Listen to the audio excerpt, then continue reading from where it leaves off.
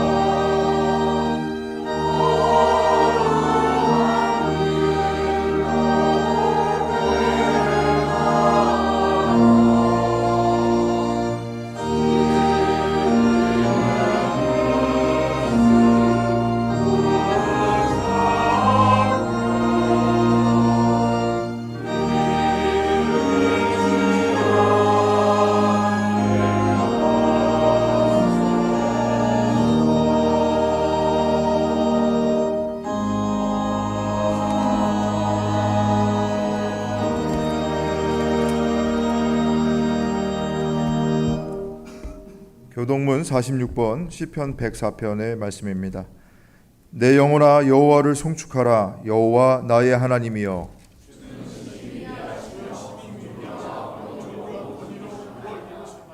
주께서 옷을 입음같이 빛을 입으시며 하늘을 휘장같이 치시며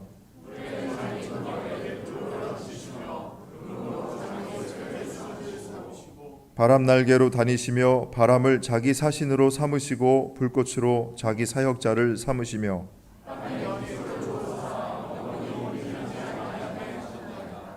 주께서 물의 경계를 정하여 넘치지 못하게 하시며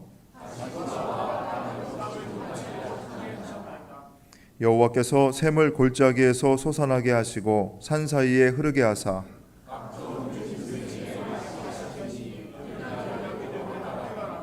공중의 새들도 그 가에서 깃들이며 그가 그의 누각에서부터 산에 물을 부어주시니 아멘. 하나님은 동요하는 마음으로 나오는 사람들을 물리치지 아니하십니다. 이제 우리들의 죄를 뉘우치고 고백합시다.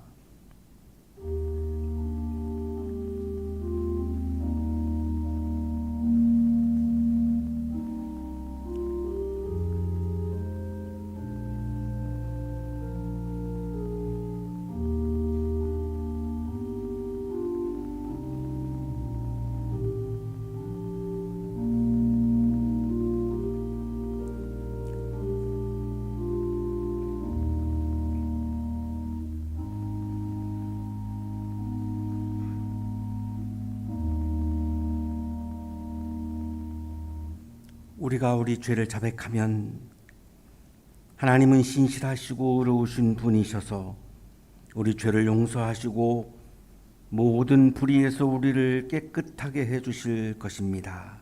아멘.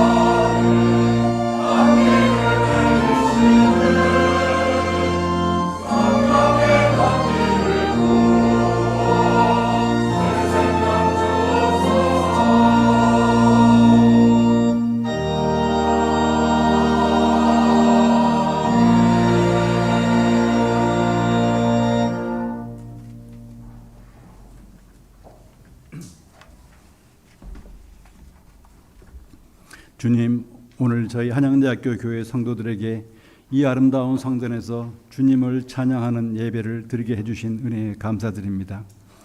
지난 한 주간 세상의 일들을 바쁘게 살아온 저희들에게 주님을 가까이하며 영육의 참 안식을 누릴 수 있는 귀한 시간을 허락하여 주심에 또한 감사드립니다. 주님, 오늘 저희는 창세기 말씀 속 바벨탑의 이야기를 함께 묵상합니다. 사람들이 자기 이름을 내고 주님의 뜻을 외면한 채 스스로 탑을 쌓으려 했던 교만의 모습을 돌아봅니다. 저희 또한 때로는 하나님의 뜻보다 자신의 계획을 앞세우고 주의 말씀보다 자신의 생각과 판단을 더 신뢰하며 살았음을 고백합니다. 하나님, 우리의 교만함을 용서하여 주옵소서. 주님의 뜻을 살아 흩어지고 순종해야 할 때 안정을 붙잡고자 머뭇거린 저희의 마음을 불쌍히 여겨 주옵소서. 세상의 성과와 이름이 아닌 하나님의 영광을 위해 살아가는 믿음의 공동체가 되게 하옵소서. 성령 하나님, 우리 안에 하나님을 이루어 주시고 다른 언어와 문화, 생각 속에서도 예수 그리스도 안에서 하나가 되게 하소서. 주님의 뜻이 이 땅 가운데 이루어지기를 간절히 소망합니다. 저희 한양대학교 교회를 위하여 기도합니다. 저희 한양대학교 교회는 비록 작은 교회이나 우리 교우 한 사람 한 사람의 순수하고 아름다운 마음들이 모여서 구성원 모두가 서로 사랑하며 나아가서 한양학원의 건화기념인 사랑의 실천을 통하여 주님의 사랑을 이 세상에 널리 전파하는 아름다운 주님의 교회로 더욱 발전할 수 있도록 이끌어 주시기를 간절히 기도합니다. 항상 주님의 말씀을 전해주시며 저희를 주님의 바른 길로 인도하시는 이천지 목사님께 큰 축복을 주셔서 우리 성도들의 가슴 하나하나에 주님의 기쁜 뜻을 전할 수 있도록 인도하여 주옵소서. 또한 우리의 미래인 청년부를 이끄시는 오정혜 목사님, 그리고 항상 우리 교회와 구성원을 위해 알뜰히 봉사하시는 박미래 간사님, 또한 항상 아름다운 찬양으로 주님께 큰 영광 드리는 칼로스 상과대원을 축복하여 주시옵소서. 저희 모든 예배 하나하나에 주님의 성령이 함께하기를 기원하며 이 모든 말씀 항상 우리 곁에서 증거하시는 주 예수 그리스도의 이름으로 기도드립니다. 아멘.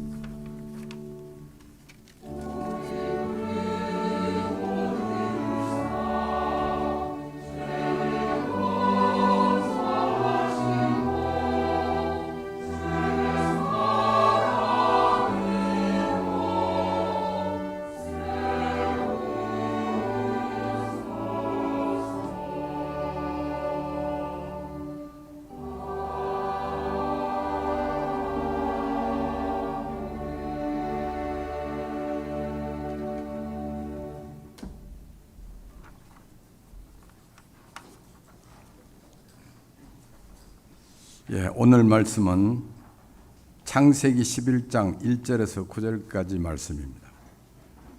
처음에 세상에는 언어가 하나뿐이어서 모두가 같은 말을 썼다. 사람들이 동쪽에서 이동하여 오다가 시날 땅 한 들판에 이르러서 거기에 자리를 잡았다. 그들은 서로 말하였다. 자, 벽돌을 빚어서 단단히 구워내자. 사람들은 돌 대신에 벽돌을 쓰고 흙 대신에 역청을 썼다. 그들은 또 말하였다. 자, 도시를 세우고 그 안에 탑을 쌓고 탑 꼭대기가 하늘에 닿게 하여 우리의 이름을 날리고 온 땅에 흩어지지 않게 하자. 주님께서 사람들이 짓고 있는 도시와 탑을 보려고 내려오셨다. 주님께서 말씀하셨다. 보아라, 만일 사람들이 같은 말을 쓰는 한 백성으로서 이렇게 이런 일을 하기 시작하였으니 이제 그들은 하고자 하는 것은 무엇이든지 하지 못할 일이 없을 것이다. 자, 우리가 내려가서 그들이 거기에서 하는 말을 뒤섞어서 그들이 서로 알아듣지 못하게 하자. 주님께서 거기에서 그들을 온 땅으로 흩으셨다. 그래서 그들은 도시 세우는 일을 그만두었다. 주님께서 거기에서 온 세상의 말을 뒤섞으셨다고 하여 사람들은 그곳의 이름을 바벨이라고 한다. 주님께서 거기에서 사람들을 온 땅에 흩으셨다. 구약의 말씀입니다. 아멘.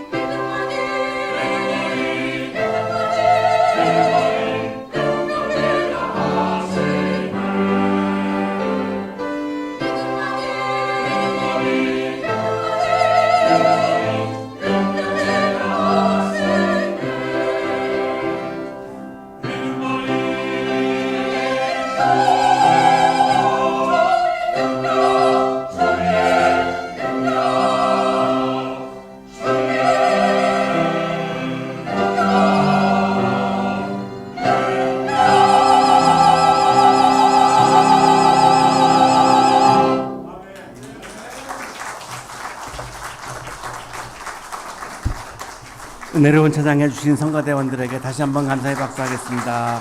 고맙습니다. 옆에 계시는 분과 사랑의 인사 나누시겠습니다. 사랑합니다.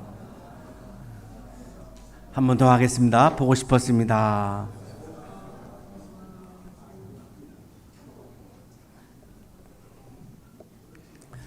섹스피어의 햄릿에 우리가 잘 알고 있는 유명한 질문이 등장하죠. 죽느냐 사느냐 그것이 문제로다. To be or not to be라고 하는 아주 유명한 질문입니다. 존재론적인 질문입니다.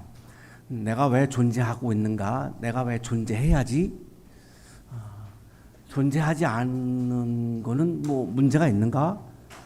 근본적인 우리 인간 존재에 대한 그런 질문, 그런 고뇌를 담고 있는 그런 유명한 질문입니다.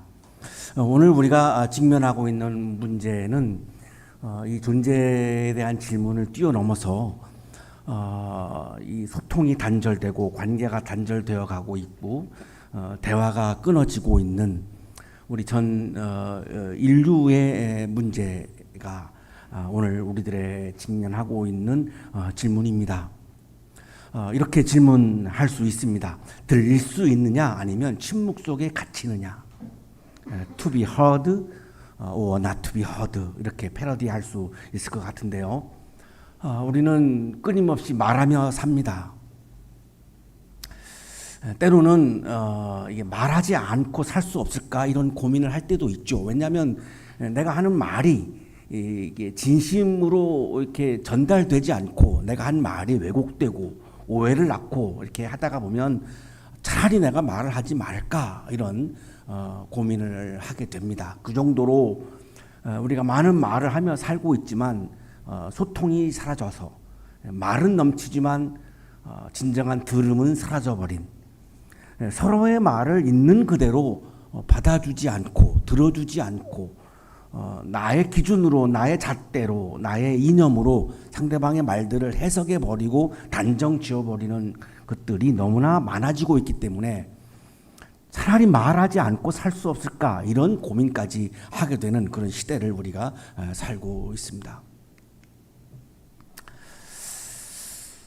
저는 목회자로서 이 고민을 종종 합니다. 내가 말하지 아니하면 말씀을 해석할 이유도 없고 우리가 이렇게 살자라고 권유할 이유도 없고 그렇게 말하는 순간 저항에 부딪히게 되고 또 그렇게 말하는 순간 여러 가지 또한 다른 많은 오해들을 낳을 수 있기 때문에 차라리 말하지 아니하면 얼마나 행복한 거 아닌가 이런 고민을 할 때가 많이 있음을 또한 토로합니다.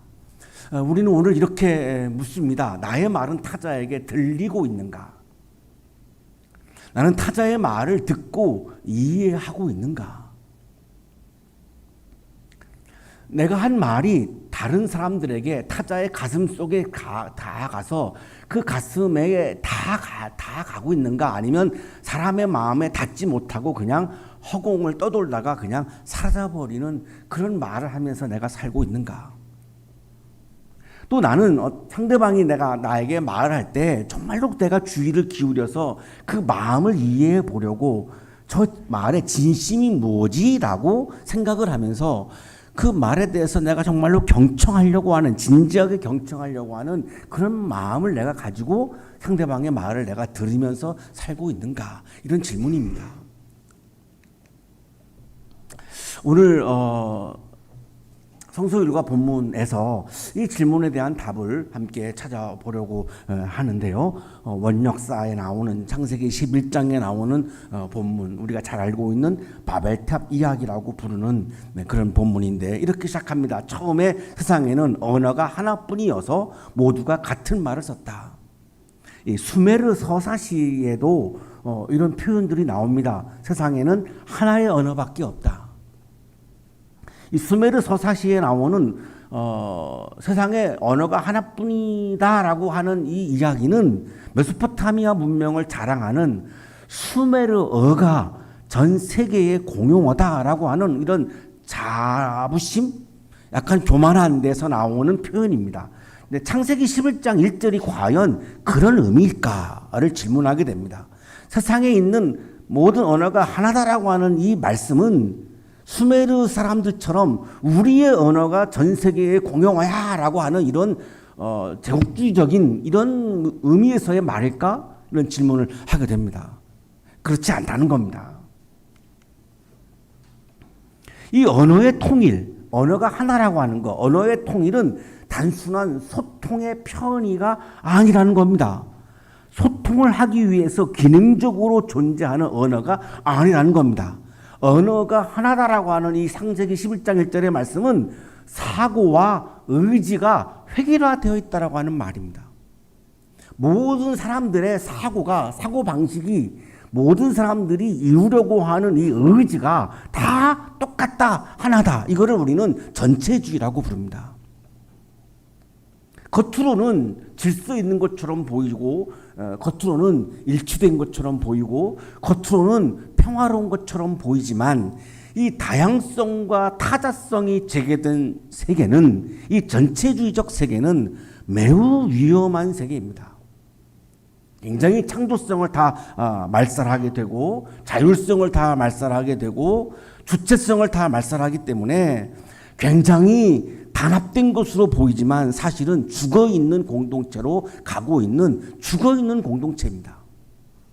언어가 하나뿐이고 같은 말을 썼다라고 하는 이 말씀 속에는 모든 사고와 의지가 획일화되어 있다라고 하는 것을 의미하고 있는 그런 말씀입니다. 과연 그것이 하나님이 원하시는 세계일까요? 생육하고 번성하라라고 하는 이 하나님의 창조 섭리의 말씀 속에는 흩어져서 전 세계에 흩어져서 다양하게 살아가라고 하는 그런 내용이 담겨 있는데 여기 11장 1절은 지금 하나님의 창조 의지하고는 완전히 정반대의 모습을 우리들에게 말씀하고 있습니다. 동쪽에서 사람들이 이동해 옵니다. 그래서 시날이라고 하는 곳에 도착합니다. 이 동쪽이 우리 한국일 수도 있겠다 이런 그냥 상상을 해보는데요. 어쨌든 중동에서부터 더 동쪽이니까 극동이죠. 극동에서 살아가는 사람들이 이주를 해가지고 지금 시날 평야에 도착했습니다. 메소포타미아 지역인데 유프라데스 강, 티그리스 강이 만나고 있는 그런 지역인데 오늘날로 말하면 이라크입니다. 여기에서 자리를 잡았죠. 그리고 이 사람들이 벽돌을 빚어요. 뭔가를 건축하려고 하는 것 같죠? 하나님이 지어주신, 하나님이 창조하신 돌로 건축을 안 하고 인간이 인위적으로 만들어낸, 인간이 인위적인 문명으로 만들어낸 벽돌로 건축할 것을 의도를 품습니다. 그리고 흙 대신에 벽돌을, 흙 대신에 역청을 씁니다.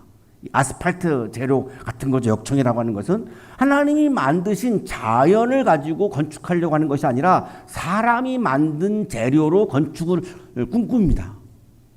이건 무엇을 의미할까요? 하나님을 제외한 세계를 원하고 있는 겁니다. 하나님이 개입하지 않는 세계를 원하는 거죠. 하나님이 개입하는 게 싫다는 거죠. 하나님이 개입하면 내 의지가 축소되기 때문입니다. 하나님이 개입하면 내 이념이, 내 가치가, 내 철학이 축소되기 때문입니다. 내 뜻이 축소되기 때문에 싫은 겁니다. 하나님이 제외된, 하나님을 삭제해버린 세상을 원하고 있는 것을 지금 말씀하고 있죠. 자, 도시를 세우고 그 안에 탑을 쌓고 이 탑이 하늘에 닿게 하자. 이 하늘에 닿는 탑을 지구라트라고 부르는데 이 거룩한 탑, 피라미드 생각하시면 됩니다. 메소포타미아 지역에 지금 발견된 것만 이 지구라트가 한 30개가 됩니다. 그러니까 실제로 이런 것들을 건축한 겁니다. 고대 메소포타미아인들이 한 30개가 발견됐습니다. 지금 보시는 것도 지구라트 중에 하나입니다. 하늘에 닿는 탑을 왜 쌓으려고 할까요? 하늘에 계시는 분은 하나님이죠. 우리가 하나님이 되자라고 하는 겁니다. 우리가 왜 하나님이 되려고 할까요? 우리가 세상을 지배하자. 하나님의 지배를 거부하고 우리가 직접 세상을 지배하자. 하나님에게 복종하고 하나님에게 순종하려고 하니 힘들다. 우리가 왜, 우리 인간이 얼마나 훌륭한데 왜 우리가 세상을 지배하지 못해? 하늘에 닿는 탑을 쌓아서 우리가 신이 되어서 우리가 하나님이 되어서 세상을 지배하면 되잖아. 이것이 바벨탑, 지구라트, 성탑. 맨 꼭대기 위에는 신들이 거주하는 신전을 만든 탑입니다. 그러니까 신전들이 거기서 노는 탑이죠. 그래서 거룩한 탑이라고 부르는 건데 이 탑을 건축을 시작합니다. 그 의도를 이렇게 말씀하죠. 우리의 이름을 날리고 온 땅 위에 흩어지지 않게 하자. 하나의 언어를 쓰는 이유 중에 하나는 세상을 지배하려면 하나의 언어를 써야 전 세계인들을 지배할 수 있지, 다른 언어를 쓰면 말이 통하지 아니하면 지배할 수가 없습니다.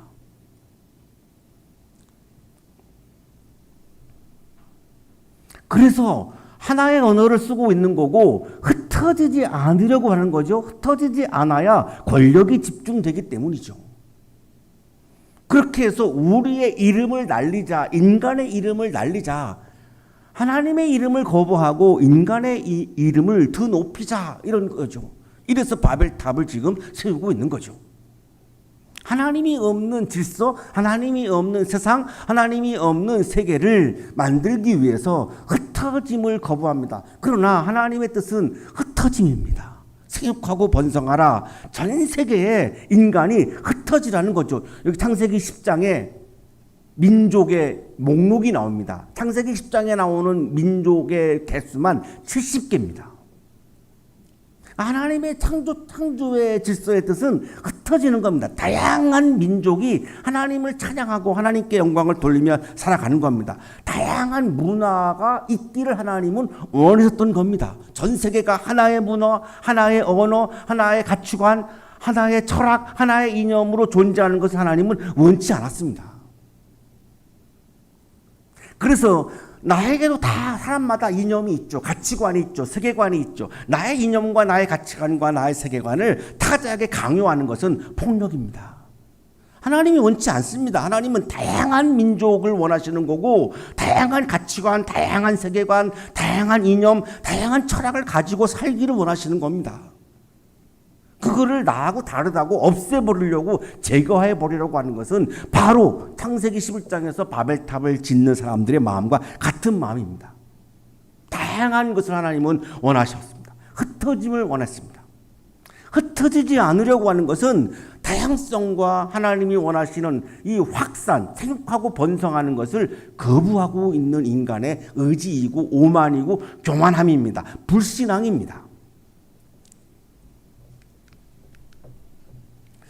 조나단 섹스라고 하는 랍비가 있습니다. 최고 랍비를 지냈던 분이고 유대인이고 영국에서 대학에서 가르치고 있는 학자이기도 하고 또한 구약 학자이기도 합니다. 이 조나단 섹스라고 하는 랍비가 이 바벨탑을 지으려고 하는 사람들에 대해서 이렇게 평가합니다. 기술력에 도취되어 바벨을 건설한 사람들은 자신들이 신처럼 되었고 이제 손으로 만든 축소된 우주의 자신만의 국제 도시를 건설할 수 있다고 믿었다.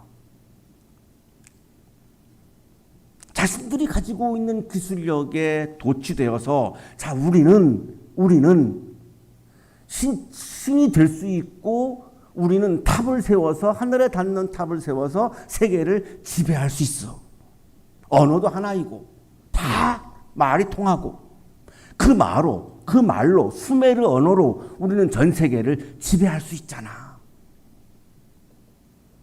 이런 생각으로 이들은 바벨탑을 건축했다고 해석을 합니다.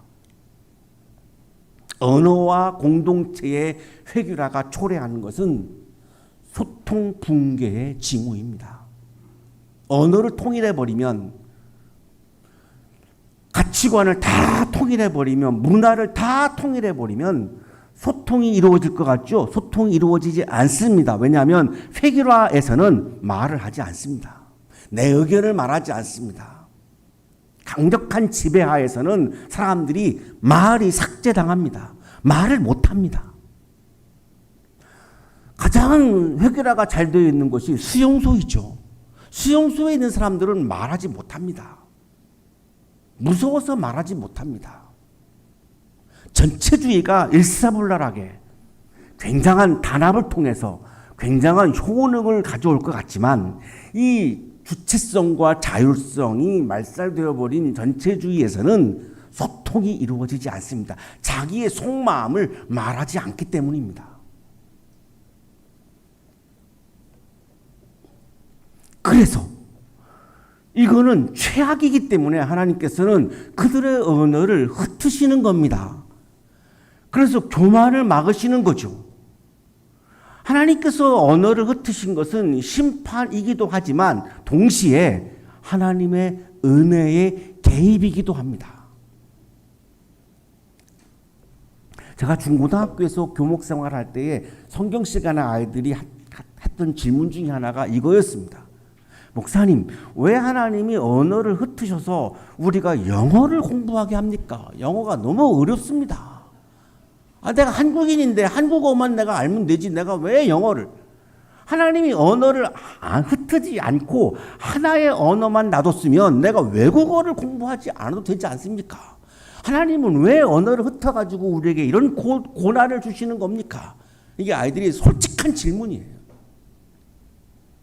그래서 심판이기도 하죠. 그러나 하나님의 은혜이기도 합니다.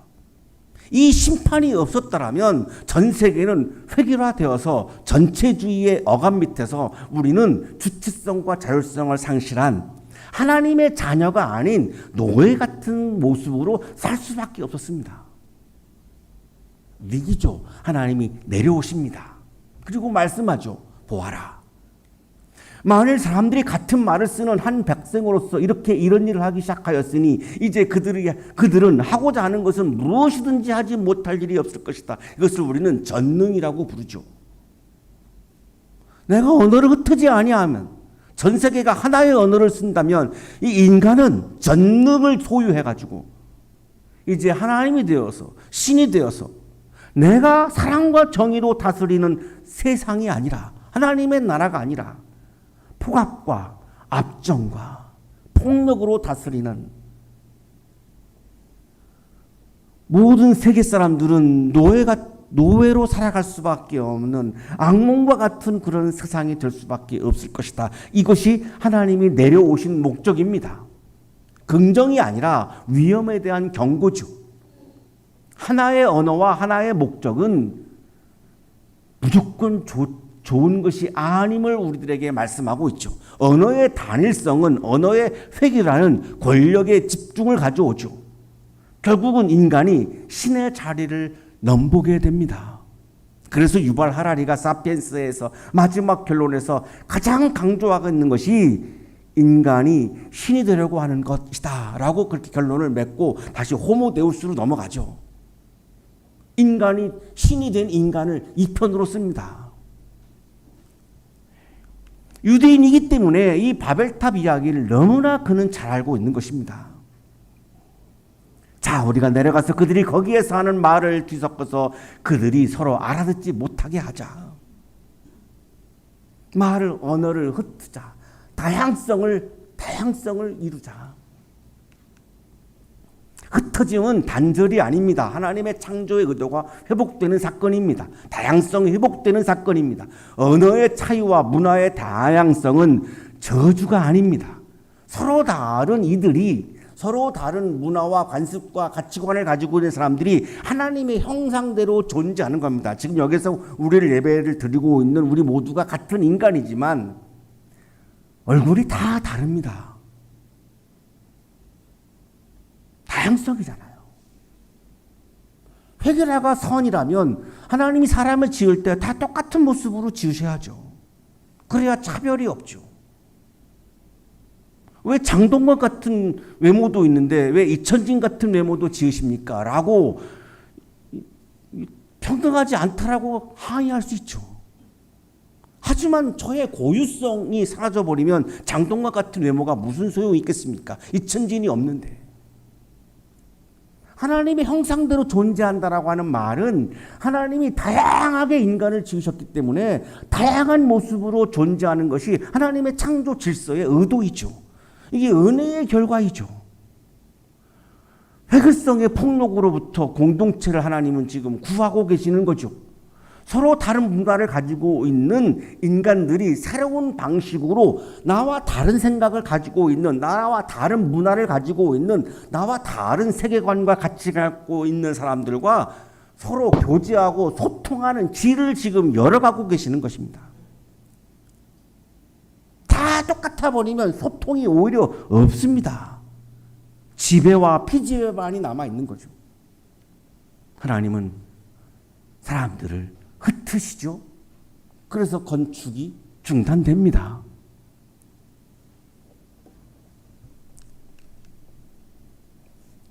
오순절 성령 강림 사건은 이 바벨탑 이야기의 반전입니다. 사도행전 2장에 나오는 이 각 나라에서 온 디아스포라 흩어졌던 유대인들이 성령 강림절을 오순절을 맞이해서 예루살렘으로 오죠. 다락방에 120명의 사람들이 모여 있었는데 여러 나라에서 온 사람들입니다. 다 각기 자기가 태어난 이 나라의 언어를 쓰고 있는 거죠. 요즘으로 말하면 뭐 미국에 있는 1.5세, 2세라고 말할 수 있겠죠. 자기의 언어로 말하고 자기의 언어로 하나님의 큰 일을 이들이 듣기 시작합니다. 통역이 없었습니다. 그런데 우리 모두가 저마다 태어난 지방의 말로 이거를 지금 사도행전 2장은 방언이라고 말하고 있는 겁니다. 포린 랭귀지, 외국어를 방언이라고 말하고 있는 겁니다. 태어난 지방의 말로 듣고 있으니 어찌된 일이오. 성령은 언어를 하나로 통합시키는 분이 아닙니다. 다양성 속에서 소통을 가능하게 하시는 분이 성령입니다. 언어가 다른데 소통이 되고 있는 겁니다. 어떻게 해요? 그 성령의 힘으로 가능한 겁니다. 외국인을 만나서 서로가 언어가 다른데 마음이 통하면 소통이 이루어지는 것을 경험해 보셨죠? 그런 것처럼 그와 같지는 않지만 성령의 역사를 통해서 각기 다른 여러 외국어로 말하고 있는데 이 120명이 다락방 안에서 소통이 이루어지고 있습니다. 성령이 하신 일은 시끄럽게 말을 하게 하신 것이 아니라 소통이 이루어지게 한 겁니다. 바벨은 동일한 언어 속에서 타자의 목소리를 잃어버린 사건입니다. 획일화와 전체주의 속에서 사람들의 타자의 하나의 목소리를 말하고 싶어하는 그 말을 다 삭제해버린 사건이 바벨 사건입니다. 오순절은 서로 다른 사건 속에서, 다른 언어 속에서 타자의 존재를 발견하고 타자와 대화를 하는 사건이 오순절 사건입니다. 성령 강림절 사건입니다. 성령은 동일하게 만드는 분이 아니라 다름 속에서 하나 되게 하시는 분이 성령입니다. 성령 강림절 사건은 다른 사람들이 모여서 하나가 되는 사건이 성령 강림절 사건입니다. 지금 우리 교회를 보시면 여기 중학생도 있습니다. 80세가 넘은 어르신도 있습니다. 그런데 어떻게 이 소통이 이루어집니까? 여기에는 공부를 많이 하신 분도 있고 아직 대학도 졸업하지 않은 학력이 고졸인 분들도 여기 수두룩합니다. 고졸이죠, 고졸. 외국에 가서 박사학위를 받은 분도 있지만 여기 아직 고졸도 있어요, 고졸도. 근데 같이 모여서 소통합니다. 이게 어떻게 가능합니까? 남성과 여성이 많이 다르죠. 어떻게 이게 소통이 가능합니까? 이게 성령의 역사라는 겁니다. 교회만 이게 가능합니다. 어느 단체든 이런 단체는 이 세상에 없습니다. 중학생과 80대가 어떻게 소통합니까? 고졸과 박사가 어떻게 소통합니까? 어디에도 없습니다. 교회만 있죠. 이 성령이 교회를 탄생시킨 거죠. 실제로 초대교회에서도 이방인과 유대인들이 함께 모여서 식사를 나누고 예배를 드리고 말씀을 나눕니다. 교제를 나눕니다. 코이노냐를 했습니다. 이방인과 유대인은 원수입니다. 그런데 이 원수된 자들이 함께 모여서 가치관과 철학과 이념과 신앙의 체계가 완전히 다른 이들이 함께 모여서 하나를 이룹니다. 공동체를 이룹니다. 이것이 성령이 하신 일입니다. 그래서 사도행전 2장을 유심히 읽어보면 사도행전 2장의 강조점은 말하는 것이 아니라 들음입니다. 6절에 말하는 것을 듣고서, 8절에 우리 모두가 저마다 태어난 지방의 말로 듣고 있으니, 11절 하나님의 큰 일들을 방언으로 말하는 것을 듣고 있소. 계속해서 들음을 강조하는데 우리가 이거 놓치고 있는 부분입니다. 우리가 방언이라고 하는 단어에 꽂혀가지고 시끄럽게 크게 말하는 거를 자꾸만 상상을 하는데, 사도행전 2장에 나오는 성령의 역사는, 성령의 사건은 듣는 겁니다. 듣는데 언어가 다른데도 듣는 겁니다. 들은 것은 무엇을 낳죠? 소통의 결과를 낳는 겁니다. 들어야 소통이 이루어지죠. 구약성서학자 월트 브루그만은 이렇게 말합니다. 교회 역사는 의사소통이 가능한 새로운 언어 공동체에서 시작한다. 성령 단임절이 교회를 탄생한 교회의 생일날이죠. 이 교회의 생일날 가장 사도행전 2장에 유심히 읽어보면 가장 강조되고 있는 것은 소통입니다. 서로 다른 사람들이 소통한 거죠. 언어가 다른데도 소통한 거죠. 가치관이 다른데도 소통한 거죠. 이념이 다른데도 소통한 거죠. 세계관이 다른데도 하나가 되었어요. 이 기적과 같은 건데 이게 성령이 하신 사건입니다. 오순절 공동체는 말하는 교회가 아닙니다. 듣는 교회입니다. 하나님의 말씀에 귀를 기울여서 하나님의 말씀을 듣고 내 옆에 있는 말조차 할 수 없는, 너무나 힘들어서 말조차 할 수 없는 내 옆에 있는 사람들의 이 말에 귀를 기울이는 겁니다. 이것이 성령 충만한 사람의 모습입니다. 듣는 이는 타자의 존재를 인정하는 사람이죠. 그 존재와 내가 관계를 맺으려고 하는 사람이죠. 여기서 소통이 가능해지는 거죠. 성령 충만한 사람은 시끄럽게 말하는 사람이 아니라, 시끄럽게 내 주장을 말하는 사람이 아니라, 우리 모두가 알아들을 수 없는 말을 하는 사람이 아니라, 성령 충만한 사람은 말조차 할 수 없는 힘든 사람의 말에 귀를 기울이는 사람. 오늘도 여전히 나에게 주시는 하나님의 말씀에 귀를 기울이는 사람. 하나님과 타자에 대해서 마음을 열고, 말이 잘 안 되는 것 같지만 그럼에도 불구하고 저분의 마음이 뭐지? 저분의 힘든 게 뭐지? 라고 내 마음을 기울이고 내 귀를 기울인 사람이 성령 충만한 사람입니다. 1994년이죠? 루안다 내전, 지지난주에 한번 소개를 한 것 같은데요. 내전이 끝났고 100일 동안 100만 명이 죽었습니다. 장례식이 어디 있겠습니까? 그냥 길거리에다가 버렸죠. 살아남은 아이들이 있습니다. 굉장히 트라우마가 심하죠. 이 아이들을 위한 심리 상담 프로그램이 진행되었습니다.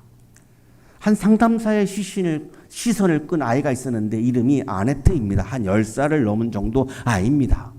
말이 없습니다. 웃지도 않습니다. 다른 아이들과 어울려서 대화도 하지 않습니다. 상담사가 아이들에게 하나의 활동 자료를 제시했습니다. 오늘 한 가지 좋은 말을 해보기. 매일 우리가 여기에 올 때마다 좋은 말 한 가지를 꼭 해보자라고 하는 활동을 제안합니다. 그랬더니 아이들이 내가 있어서 좋아. 오늘도 너는 멋있어 보여. 이런 말을 합니다. 그러니까 서로가 그 말을 주고받으면서 좋아하죠. 그런데 아네트는 말을 하지 않습니다. 어느 날 상담사가 새로운 활동을 제안했습니다. 가장 듣고 싶은 말을 적어보기? 내가 지금 가장 듣고 싶은 말을 적어보자? 아이들이 종이에다가 적죠. 그래서 하나하나 이거를 읽어줍니다. 아네트도 썼습니다. 한 줄을 썼습니다. 이렇게 썼습니다. 나는 너를 사랑한다. 태어나서 이 말을 한 번도 들어본 적이 없어요. 나는 너를 사랑한다. 태어나서 이 말을 한 번도 들어본 적이 없어요. 아이들이 조용해졌습니다. 상담사도 말이 막혔습니다.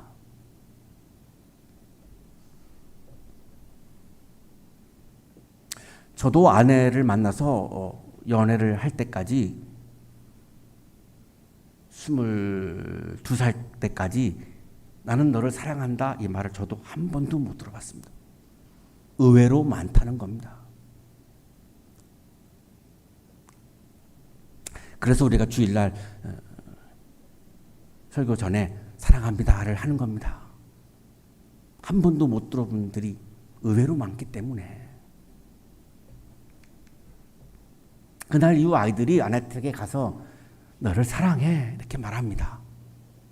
하나님이 아네트를 사랑해 이렇게 말합니다. 몇 주가 지나니까 아네트가 처음으로 미소를 짓기 시작합니다. 그리고 친구들 앞에서 말하기 시작합니다. 나도 너희를 사랑해. 상처받은 존재는 사랑의 언어를 통해서 다시 사랑할 수 있습니다.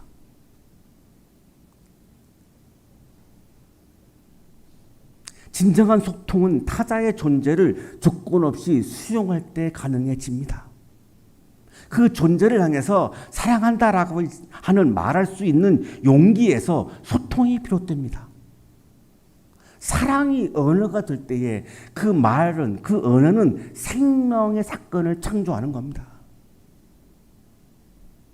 타자를 향한 내 마음속에 있는 사랑이 말이 될 때 그 말이 소통을 이루고 그 소통이 새로운 생명을 창조하는 겁니다.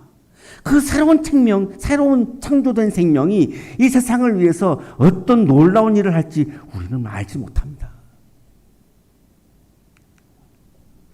프랑스 철학자이면서 신학자인 폴 리케르는 언어는 단순한 정보를 전달하는 기능이 아니라고 강조합니다. 언어가 존재하는 이유는 자와 타자가 서로를 해석함으로 자와 타자가 만나는 존재론적인 사건이다. 내가 타자를 만나기 위한 이 존재를 통해서, 이 만남을 통해서, 이 언어를 통해서 내 자아가 확대되는 은총의 통로가 언어이다라고 강조합니다. 단순히 정보를 공유하기 위해서, 정보를 전하기 위해서, 나의 지배를 위해서, 전달하기 위해서 말이 존재하는 것이 아니라고 강조합니다. 내가 너를 만나기 위해서, 너의 존재를 내가 인정하기 위해서, 내가 너를 만남으로 대화를 통해서 나의 존재가 확대되고 너의 존재도 확대되기 위해서 언어는 존재한다라고 강조합니다. 사랑하는 한양 가족 여러분, 성령은 우리로 하여금 더 많이 말하게 하기보다는 더 깊이 듣고 더 진실하게 더 사랑으로 말하게 하십니다. 성령은 교회를 말하는 공동체가 아니라 듣는 공동체로 세우십니다. 세상의 모든 침묵당한 목소리, 압력에 의해서, 폭력에 의해서 말하지 못하는 목소리, 억눌린 외침, 사랑을 갈망하는 이들의 말에 귀를 기울이는 교회, 그것이 성령이 교회를 세우신 본래의 뜻입니다. 그것이 성령이 원하시는 교회입니다. 말이 넘치는 시대에 우리 그리스도인들은 먼저 듣는 이들이 되어야 합니다. 말하지 못하는 이를 대신해서 말해주고 들리지 않는 사람들의 외침에 귀를 기울여주고 사랑이 없는 말을 단호하게 거부하고 사랑의 말을 일상의 말로 삼는 사람들이 그리스도인이요 그들이 모인 곳이 바로 교회입니다. 성령께서 원하시는 교회는 바로 그런 교회입니다. 하나님이 원하시는 그리스도인은 바로 그런 사람들입니다. 성령 강림절을 맞아 성령께서 주시는 사랑의 언어를 듣고 말하셔서 바벨의 혼란을 넘어서 여러분의 가정에 들음이 충만한 오순절 공동체, 우리 한양대학교에 들음이 충만한 오순절의 공동체, 이 사회에, 이 나라에 들음이 충만한 오순절 공동체가 되기를 간절히 축원합니다.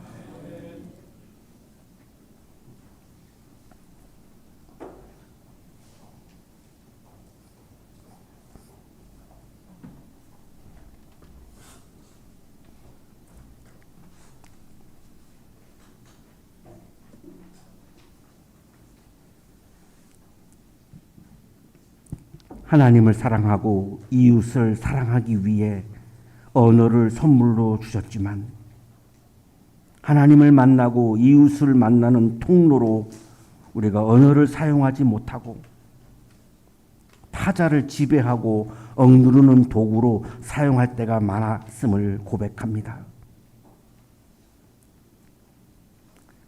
하나님의 목소리에 귀를 기울이고 타자의 소리에 귀를 기울이라고 언어를 주셨지만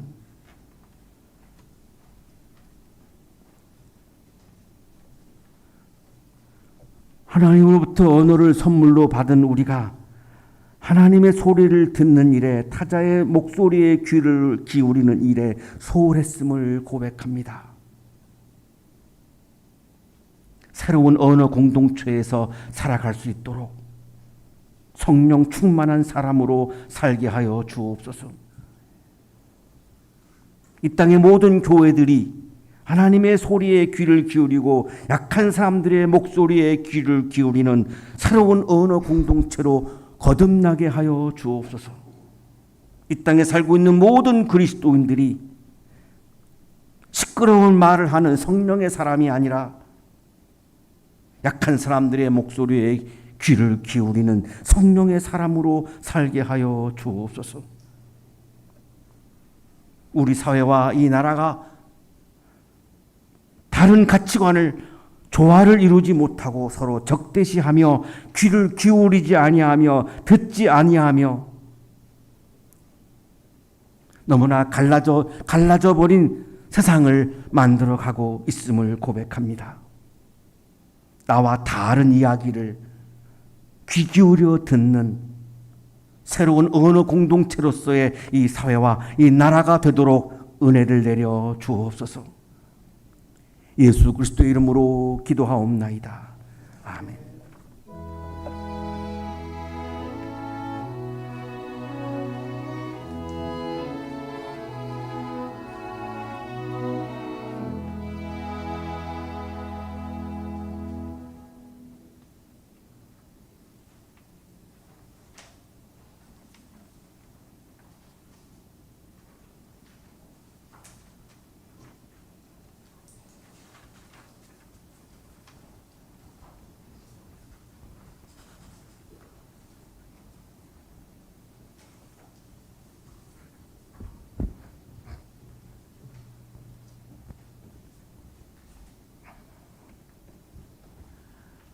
성린검 강림절을 맞이하여 세례식을 진행하겠습니다. 오늘 세례 받으실 분은 두 분입니다.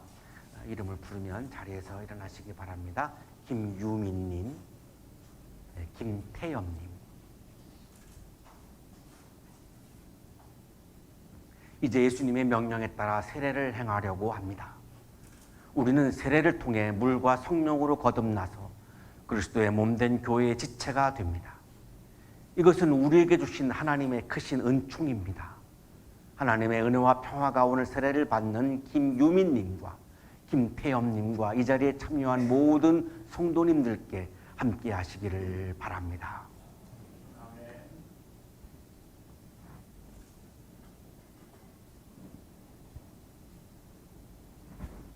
세례물을 성별하게 하는 기도를 드리겠습니다. 천지를 창조하신 하나님, 성례를 행하도록 우리에게 이 물을 주시니 감사합니다. 예수님께서 물과 성령으로 세례를 받으셨습니다. 그리고 제자들을 부르셔서 그리스도의 죽으심과 부활에 연합하여 세례를 받게 하셨습니다. 이제 하나님께서 이 물을 성별하여 주소서. 성령의 능력이 이 물 위에 임하셔서 세례를 받는 김유민님과 김태엽님에게 복을 내려 주소서. 세례를 받는 김유민님과 김태엽님의 죄를 씻어주시고 부활하신 예수님과 함께 하나님 나라의 기쁨을 누리며 살게 하소서. 예수 그리스도의 이름으로 기도합니다.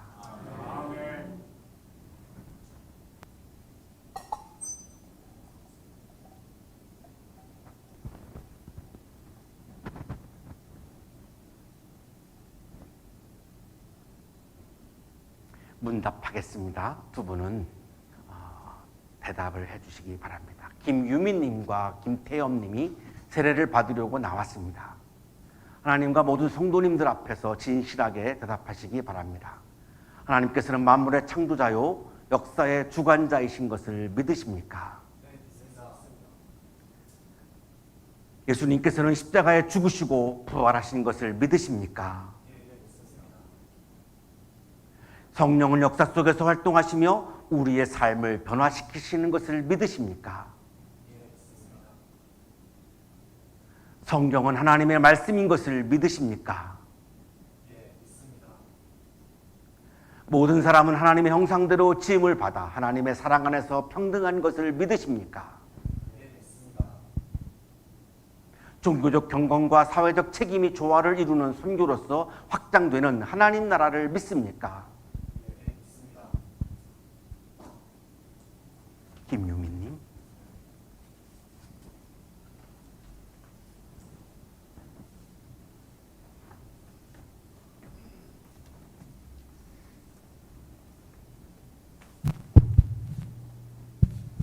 예수님은 누구십니까?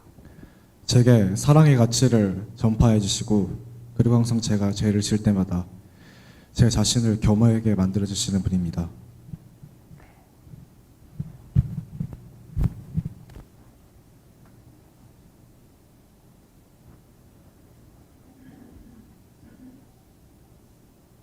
내가 성부와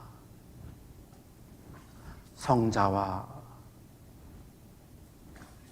성령의 이름으로 세례를 주노라.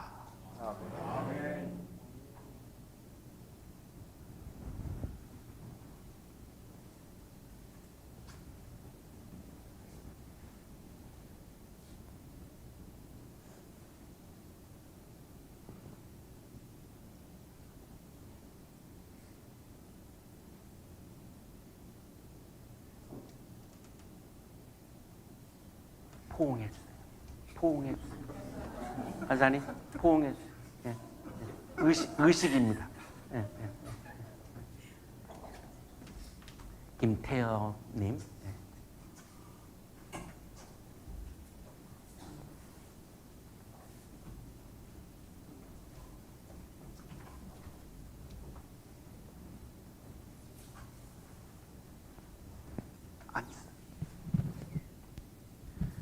예수님은 누구십니까? 예수님은 가장 선한 목자시고 세상의 상식으로는 이해하지 못하는 길을 만드시는 웨이메이커이십니다.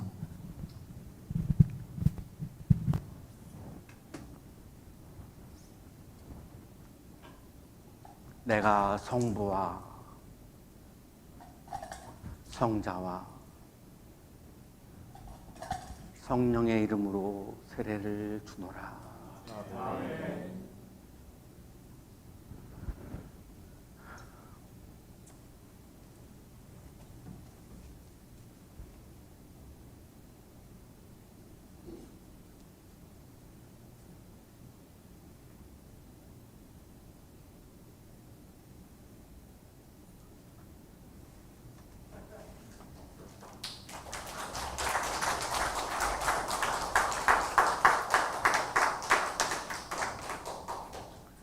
세례 갱신식을 진행하겠습니다.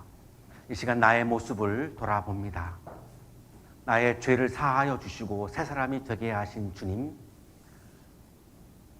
오래전에 우리가 물로 세례를 받던 순간 나의 모든 더러움이 사라지고 성령의 사람으로 거듭나게 하셨던 그 은혜와 그 첫사랑을 기억합니다. 이 시간 함께 눈을 감으시고 내가 세례를 받던 그 시간을 돌아가셔서 그 시간에 있었던 은혜, 그 시간에 있었던 주님의 사랑, 그 시간에 일어났던 나의 거듭남을 기억하는 시간을 갖겠습니다.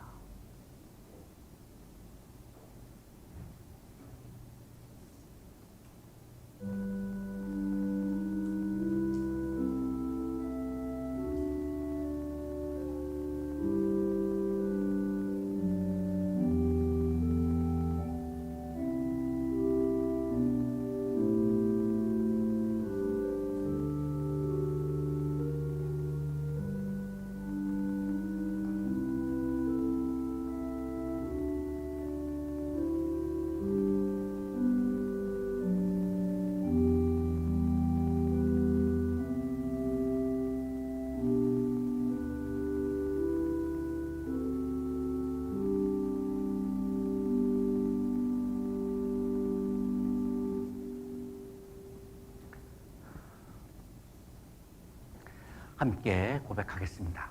우리가 세례를 받던 그 변화의 감격을 삶 속에 품고 살게 하소서. 아멘. 오늘 세례를 통해 새 사람으로 거듭나고 우리 한양대학교의 한 가족이 되신 김유민님과 김태엽님을 기도로 돕고 사랑으로 돌보아 줄 것을 권면합니다.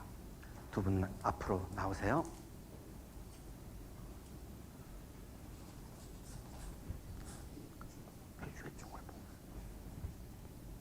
신앙 안에서 오른쪽에 있는 우리 김유민님, 왼쪽에 있는 김태엽님을 사랑하고 격려하고 후원함으로써 이 형제들이 주님 안에서 성령의 인도하심에 따라 사랑 안에서 자랄 수 있도록 돕고 돌보시겠습니까?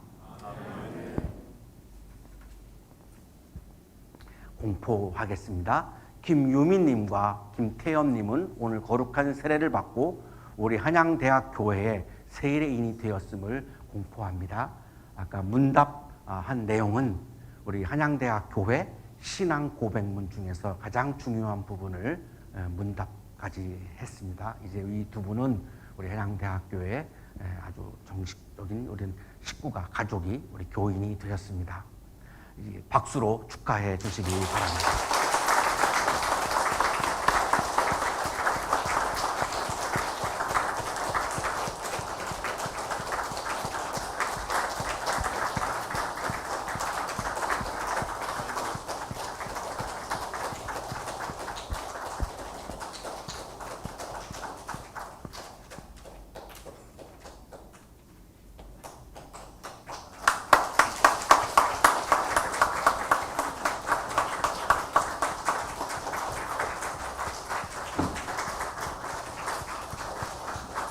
네.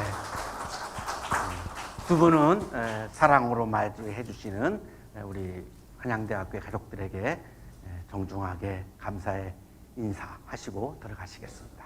인사하시죠.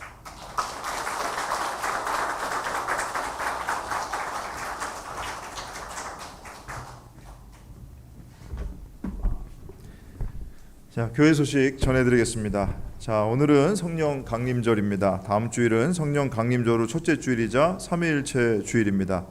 해당 성서일과 본문은 로마서 5장 1절에서 5절까지의 말씀입니다. 자, 이 본문 가지고 담임 목사님께서 믿음으로 누리는 화평과 소망이라는 제목으로 설교해 주시겠습니다. 주중에 본문 묵상하시고 예배에 참여해 주시기 바랍니다. 자, 모임 안내입니다. 오늘 거룩한 독서 모임은 12시 40분부터 세미나실에서 모이고 거룩한 독서 모임 후에 기획위원 회의가 세미나실에서 있습니다. 우리 기획위원분들 함께 자리해 주시기 바라고요. 청년교회 모임은 예배 직후에 친교실에서 모여서 오늘 세례받은 이들 축하와 생일 축하 함께 한다고 합니다. 우리 청년들 함께 자리해 주시기 바랍니다. 자, 교우 소식입니다. 지난주 6월 5일 목요일 이명렬 성도님의 모친 되시는 김향연님, 향년 76세의 일기로 별세하셨습니다. 입관 예배와 발인 예배를 우리 교회에서 주관하여서 주님의 인도하심 가운데 장례를 잘 치렀습니다. 자, 오늘 우리 이명렬 성도님 또 가족 유가족분들 함께 자리해 주셨는데 잠깐 자리에서 인사드리실 때 우리 교우 여러분들은 그 목례로 조용히 목례로 예의를 좀 갖춰 주셨으면 합니다. 잠깐 자리에서 일어나실 때 우리 목례로 다 같이 예를 갖추도록 하겠습니다. 자, 우리 함께 인사드리겠습니다. 네, 감사합니다. 우리 이명렬 성도님과 유가족분들이 그 장례식장에 찾아주시고 또 위로의 기도해 주신 데 대한 감사의 마음을 담아서 오늘 애찬 떡을 준비하셨습니다. 여러분 맛있게 드시고 또 우리 유족분들 위해서도 계속해서 하늘의 위로가 있기를 계속 기도해 주시기를 부탁을 드립니다. 자, 그리고 교회 6월 교회력과 성소일과 그리고 예배 안내는 여러분 가지고 계신 주보를 참조하시면 되겠습니다. 자, 이상 교회 소식 전해드렸습니다.